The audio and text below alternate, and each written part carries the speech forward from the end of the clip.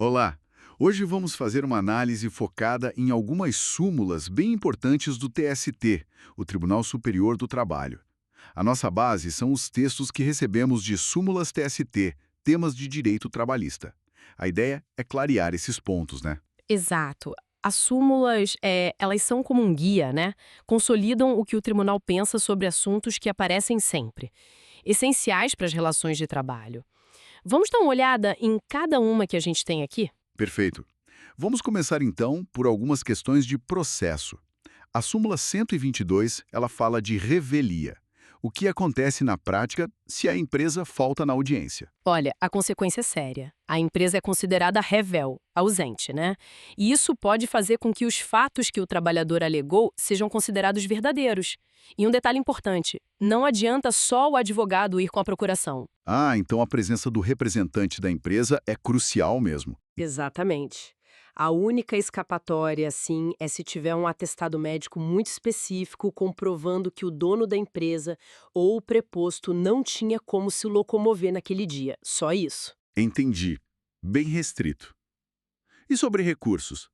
Tem a súmula 126, que parece limitar um pouco as coisas no TST. Sim, ela é fundamental para entender o papel do TST.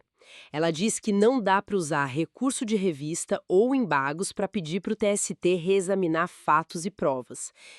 Essa parte já foi decidida lá atrás, nas instâncias inferiores. Faz sentido. O TST foca mais na interpretação da lei federal, então. Isso mesmo. A ideia é que quem viu a prova ou viu a testemunha está mais apto a dizer o que aconteceu. O TST uniformiza a aplicação da lei. Certo. Agora, a súmula 128 fala do tal depósito recursal. Para que serve isso, afinal? E quais são as regras principais? Ah, o depósito recursal. É basicamente um valor que a empresa condenada tem que depositar para poder recorrer. Uma garantia, né? Os pontos-chave são: primeiro, para cada recurso novo, tem que fazer um depósito integral, até chegar no valor total da condenação. Entendi. Não é só um valor simbólico. Não mesmo. Segundo ponto, se o processo já está na fase de execução e o valor devido já está garantido, por exemplo, com uma penhora, aí não precisa de novo depósito para recorrer de decisões dessa fase. A não ser, claro, que a dívida aumente por alguma atualização. Ok. E o terceiro ponto? Se várias empresas foram condenadas juntas, solidariamente, o depósito feito por uma delas vale para as outras também, desde que essa empresa que depositou não peça para sair do processo, para ser excluída. Entendi. Uma forma de não onerar demais quando há responsabilidade conjunta. Bom, saindo do processo e indo para os contratos. Súmula 129. Trabalho para mais de uma empresa do mesmo grupo econômico. Como fica? Essa é bem prática. A regra geral é, mesmo que a pessoa trabalhe para várias empresas do grupo ali no dia a dia, na mesma jornada, o TST entende que é um contrato de trabalho só, com o grupo todo. Ah, interessante. Simplifica, né? Exato. A não ser que exista um acordo, um contrato mesmo dizendo o contrário de forma bem clara. Mas a regra é essa, um contrato só. E nos contratos por prazo determinado, aqueles com data para acabar? A súmula 125 confirma a indenização do artigo 479 da CLT se o patrão demitir antes. Confirma sim. Ela deixa claro que aquela indenização, que é metade do que a pessoa ainda receberia até o fim do contrato, vale também para quem tinha contrato por prazo determinado e optou pelo FGTS. Garante essa proteção. Entendi. E a súmula 138, sobre readmissão? Se o empregado pediu demissão, saiu, e depois a empresa o contrata de novo, o tempo de serviço anterior conta. Conta sim. Se a saída foi espontânea, né, ele pediu para sair, esse tempo anterior é somado ao novo período. Isso pode ser importante para coisas como férias, outras vantagens que dependem do tempo de casa. Bom saber. Vamos passar rapidinho agora por algumas categorias específicas. Súmula 124, bancários. O que ela define sobre horas extras? Essa é técnica, mas crucial para os bancários. Define o divisor para calcular o valor da hora extra. É 180 para a jornada normal de 6 horas e 220 para a jornada de 8 horas, que é o caso de cargos de confiança, gerentes, etc. A própria súmula tem uma ressalva sobre como aplicar isso para decisões passadas, uma modulação. Certo. E a súmula 127, sobre quadro de carreira? Se a empresa tem um quadro de carreira todo organizado, isso impede o empregado de reclamar na justiça? Não impede tudo, não. O quadro de carreira organizado, mesmo que aprovado pelo Ministério do Trabalho, não impede que o empregado reclame se foi deixado de lado numa promoção que merecia, a chamada preterição, ou se erraram no enquadramento dele. Ah, então ele pode questionar a aplicação do quadro. Exato. O que o quadro organizado impede é a chamada equiparação salarial, que é pedir para ganhar igual a um colega específico que faz a mesma coisa. Mas outras discussões sobre a carreira, sobre erros na promoção, podem sim ser levadas à justiça. Entendi a diferença. Para os vigias, súmula 140. Garante o adicional noturno. Garante sim. É bem direta. Vigia que trabalha à noite tem direito ao adicional noturno.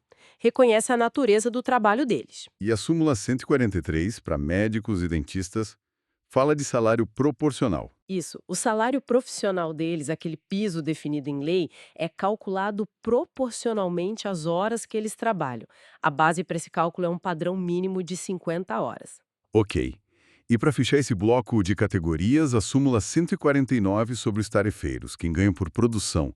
Como calculam as férias deles? O cálculo é feito pela média da produção do período aquisitivo, ou seja, dos últimos 12 meses que ele trabalhou para ter direito às férias. E o valor usado para essa média é o valor da tarefa que está valendo na data em que ele tira as férias. Tenta refletir a remuneração real, que é variável. Faz sentido. Chegamos então na parte de remuneração e adicionais. Temos as súmulas 139 e 132 sobre insalubridade e periculosidade. Como esses adicionais entram no cálculo de outras verbas? Olha, aqui tem detalhes importantes. A súmula 139 diz que o adicional de insalubridade, enquanto o empregado estiver recebendo, ele integra o salário para tudo. Férias, 13º, FGTS, aviso prévio, tudo. Ok, a insalubridade entra em tudo. E a periculosidade? A periculosidade, na súmula 132, tem uma regra um pouco diferente. Se ela é paga sempre, de forma permanente, aí sim, ela integra o cálculo de indenizações e também das horas extras. Mas atenção, ela não entra no cálculo das horas de sobreaviso, Ah, por quê? porque o TST entende que no sobreaviso o empregado não está efetivamente exposto ao risco que gera periculosidade. Ele está só de prontidão. A exposição ao risco é o ponto-chave. Entendi a lógica. E o trabalho em domingos e feriados? Súmula 146. Se o empregado trabalha nesses dias e não tem uma folga para compensar em outro dia da semana, esse trabalho tem que ser pago em dobro, além, claro, do pagamento normal do descanso semanal remunerado. É um valor extra pelo trabalho no dia que seria de descanso. Certo. Pagamento dobrado se não compensar. E para a gente fechar essa análise, a súmula 148 sobre o 13º salário, a gratificação natalina. Ela confirma que o valor do 13º tem que ser considerado na base de cálculo de indenizações trabalhistas. Por exemplo, no cálculo do aviso prévio indenizado, entra o 13º proporcional. Perfeito. Então, demos uma boa passada por um conjunto bem relevante de súmulas do TST, né? Desde regras de processo até detalhes de cálculo de verbas. São entendimentos bem consolidados. Sem dúvida. Elas mostram como o tribunal interpreta a lei em situações concretas e recorrentes. São guias essenciais. E é interessante notar como elas tentam, muitas vezes, equilibrar os interesses e as particularidades de cada situação de trabalho. Fica até uma reflexão, né?